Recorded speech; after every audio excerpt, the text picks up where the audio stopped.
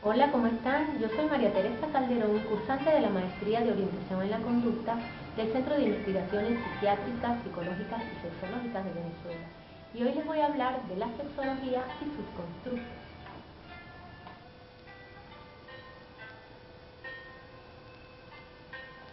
La Federación Latinoamericana de Sociedades de Sexología y Educación Sexual, la Asociación Mundial de Sexología Médica y la Academia Internacional de Sexología Médica conceptualizan la sexología como la rama del conocimiento científico que estudia el sexo, su proceso de desarrollo, alteraciones y la función sexual, su proceso y alteraciones. Hoy vamos a estudiar los constructos de la sexología, que son el proceso de desarrollo del sexo, el proceso de la función sexual y el patrón sexual. Así tenemos que el proceso del desarrollo del sexo se da en tres fases. Tenemos una primera fase, que es la fase de determinación. Esta fase de determinación es el estado inicial del proceso de desarrollo del sexo y se caracteriza por la unión del espermatozoide con el óvulo, dando origen a la formación del cigoto, su progresiva división, anidación, formación de la gónada indiferenciada y su posterior diferenciación, y concluye en la 8ª semana. Luego tenemos la segunda fase, que es una fase intermedia. Esta es la fase de diferenciación. Este estado se inicia posterior a la diferenciación de las gónadas y se caracteriza por los cambios que ocurren en los conductos de Wolff y Müller, en el tubérculo genital y en el cerebro. Finalmente, tenemos la fase de expresión. Esta es la fase final del proceso de desarrollo del sexo. Y esta fase es donde se da la diferenciación de lo que es el hombre y la mujer. Va desde el nacimiento hasta la muerte. Y es aquí donde está caracterizado por las manifestaciones físicas, psicológicas, sociales y culturales que conforman el patrón de expresión fenotípica de cada persona. De acuerdo a esto, tenemos que la fase de determinación está dada por un factor cromosómico y por un factor genético. El ser humano posee 23 pares de cromosomas, de los cuales 22 son denominados autosomas porque son iguales, y el par número 23 es el que tiene la diferencia, y es el que además nos va a dar la diferenciación del sexo, hombre y mujer. Así tenemos que en el par número 23 de la mujer siempre van a haber 2 cromosomas X, mientras que en el par número 23 del hombre vamos a tener un cromosoma X y un cromosoma Y. La mujer siempre va a aportar un cromosoma X. Cuando el hombre aporta un cromosoma X, vamos a dar origen a la formación de los ovarios. Pero si el hombre aporta un cromosoma Y, daremos origen a la formación de los testículos. Es en esta fase donde ocurre el periodo embrionario. Y este periodo embrionario corresponde a la organogénesis, que va desde la 2ª semana de gestación a la 8ª semana. También es en esta fase donde se va a dar el desarrollo del cerebro,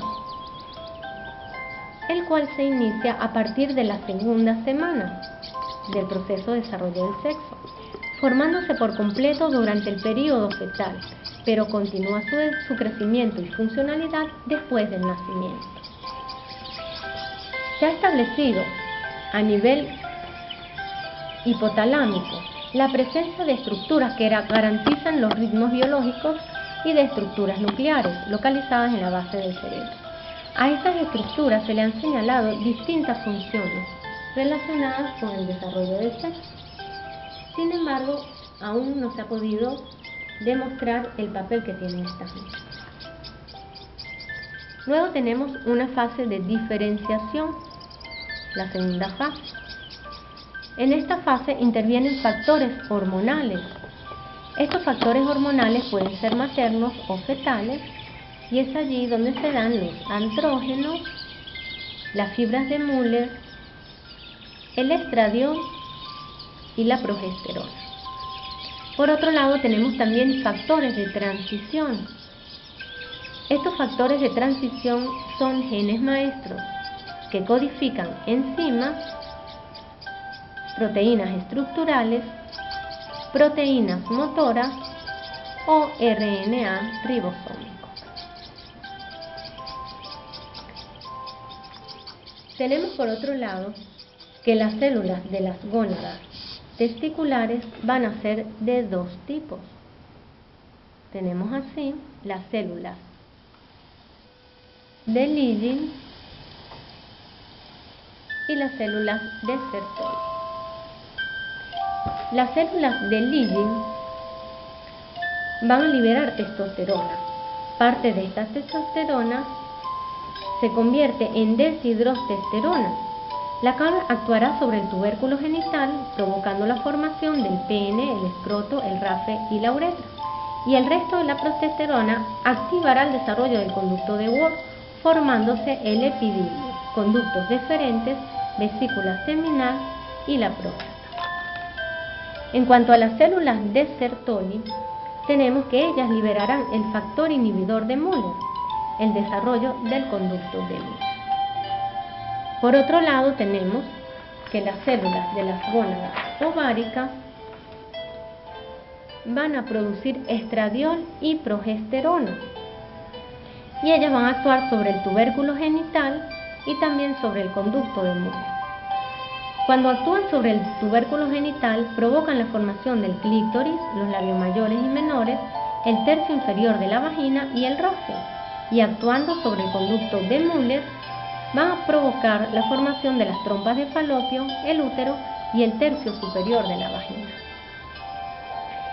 Es en este momento cuando se da el período fetal. Luego tenemos la fase de expresión. Esta fase de expresión es la última fase del proceso de desarrollo del sexo. En esta fase de expresión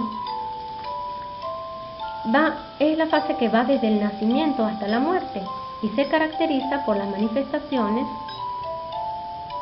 físicas, psicológicas, sociales y biológicas. Es en esta fase donde se va a determinar quién es hombre y quién es mujer. Pero también es importante saber que el recién nacido es identificado por su entorno social como varón o como hembra, como niño o como niña. Y es ese entorno social, en su proceso de civilización, el que tendrá como objetivo enseñar al recién nacido los conceptos, valores, actitudes y conductas propias de la identificación que realizó, la cual está vinculada con la morfología presente a nivel genital. El individuo entonces va a manifestar a través de palabras, miradas, gestos o conductas lo aprendido, y todo ello es lo que va a constituir el patrón de expresión fenotípica. Se puede decir que este patrón es el resultado de la capacidad de ordenar la continua interacción entre el ser, cómo soy, lo fisiológico, y el debe ser, cómo debo ser, o sea, lo sociocultural. Todo individuo posteriormente al nacimiento tiene la potencialidad de identificarse o no con su morfología, lo cual lo va a llevar a aceptarse y a sentirse bien con su patrón de expresión fenotípica, independientemente de que concuerde o no con su morfología genital o con los señalamientos socioculturales del cual es objeto. Así tenemos, por ejemplo, que una persona que haya nacido varón se puede sentir más identificado con la persona del sexo opuesto, o una persona que haya nacido mujer se sienta más identificada como hombre. Este es el caso de los transexuales, por ejemplo. También tenemos un hombre que pueda ser afeminado o una mujer que pueda ser hombruna, como se le llama. Todo esto conduce a la diversidad sexual. Vamos a hablar ahora un poco del proceso de la función sexual.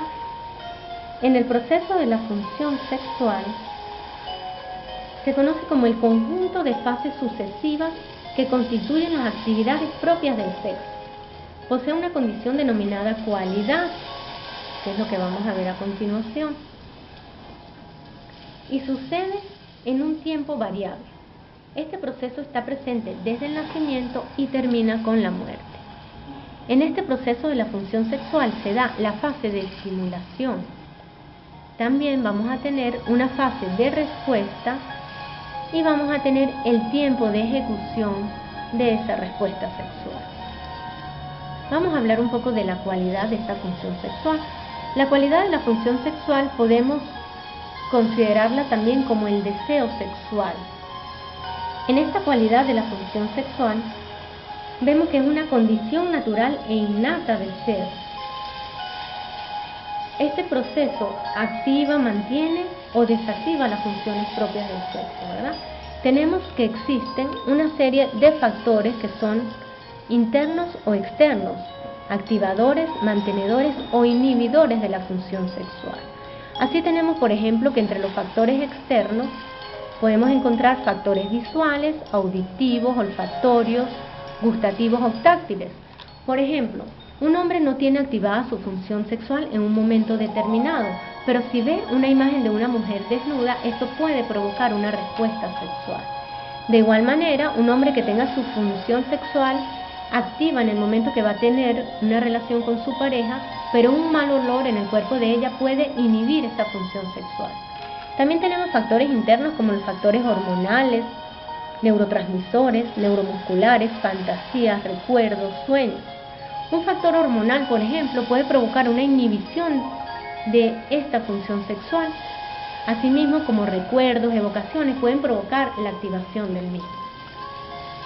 Tenemos así que la cualidad o deseo sexual puede ser considerado como alto cuando esta función se realiza a diario o cada 4 días. Lo podemos considerar medio o moderado si se realiza de 5 a 9 días, o bajo cuando se realiza de 10 a 14 días. Luego tenemos la fase de estimulación sexual. Podemos observar que en esta fase de estimulación actúan factores administradores, el factor método y el factor frecuencia. Tenemos que el factor administrador tiene que ver con quién es el que realiza la acción para estimular esa respuesta. El factor se refiere exactamente a la acción o efecto de quién o quién ubica la situación, estímulo sexual. Y puede ser heterosexual cuando se realiza entre un hombre y una mujer, homosexual cuando se realiza entre personas del mismo sexo, bisexual cuando se realiza tanto con personas del mismo sexo como con personas del sexo opuesto, autosexual cuando el administrador es uno mismo. También pueden haber administradores diferentes a estos mencionados, como por ejemplo animales. Tenemos ahora el factor método. En este factor método vamos a encontrar los sentidos. Los sentidos, por ejemplo, a través del sentido de la vista, como lo mencionamos anteriormente, se puede activar esta situación, estímulo sexual. A través de olores que provocan evocaciones, a través del tacto o palabras seductoras en un momento dado, pueden activar o también pueden inhibir si son palabras grotescas o groseras, por ejemplo. Tenemos también que la memoria puede ser un método de activación a través de las evocaciones. Y luego tenemos también el pensamiento a través de la recreación de fantasías. La frecuencia sexual se refiere a la ubicación por unidad de tiempo de la situación estímulo sexual, es decir, cada cuánto se ejecuta la función sexual. Y se pueden encontrar 3 categorías. Tenemos una categoría alta cuando se realiza a diario a 4 días. Tenemos una categoría medio moderada de 5 a 9 días y baja cuando se hace de 10 a 14 días. Luego tenemos la fase de respuesta sexual. Esta fase de respuesta sexual es toda actividad caracterizada por la presencia de activación cortical o medular en el sistema nervioso, la cual se correlaciona con un fenómeno de tumescencia, de contractibilidad muscular lisa o estriada, y de un fenómeno de detumescencia, tanto a nivel genital como extragenital, efecto de una estimulación sexual. Tenemos que hay varios factores que determinan esta respuesta. Entre estos factores tenemos los factores anatómicos, tenemos los factores hormonales, los factores neuronales, los factores vasculares, los factores endoteliales y los factores funcionales. El tiempo de ejecución se relaciona, es el intervalo variable que transcurre entre el inicio de la acción de ubicar la situación estímulo sexual hasta que concluye la respuesta sexual. Y este tiempo es inversamente proporcional a la velocidad. Quiere decir que cuando el tiempo es corto, la velocidad es rápida. Si por el contrario tenemos un tiempo largo, encontramos que la velocidad va a ser lenta. Todos estos factores, tenemos que hay factores influyentes en el tiempo de ejecución, como los factores biológicos, los factores psicológicos y los factores sociales. Finalmente vamos a hablar del patrón sexual. El patrón sexual se refiere a las características propias del sexo y su función de una persona de 25 años o más, las cuales ha estado presente durante los últimos 5 años de su vida. Vamos a poner un ejemplo de ello. Por ejemplo, tenemos una hembra con expresión fenotípica de mujer de 26 años que en los últimos 5 años siente ganas de ejercer la función sexual todos los días, se activa únicamente con hombres, hace uso de fantasías, olores y palabras eróticas de su pareja, lo realiza cada 2 o 3 días, su respuesta sexual es completa y se siente satisfecha con su tiempo de funcionamiento sexual. En este caso, ¿cómo sería su patrón sexual? El proceso de desarrollo del sexo encontramos que es una mujer operativa. Su cualidad es un deseo sexual alto. La situación estímulo tenemos que es un administrador heterosexual. El método es predominantemente olfatorio, auditivo y fantasías. La frecuencia es alta. La respuesta sexual es completa. Esto lo vemos en el proceso de la función sexual. Y el tiempo de funcionamiento sexual es operativo.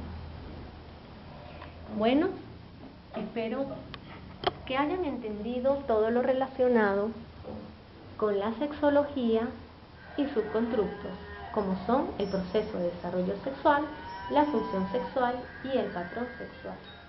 Espero que nos veamos en una próxima oportunidad. Hasta pronto.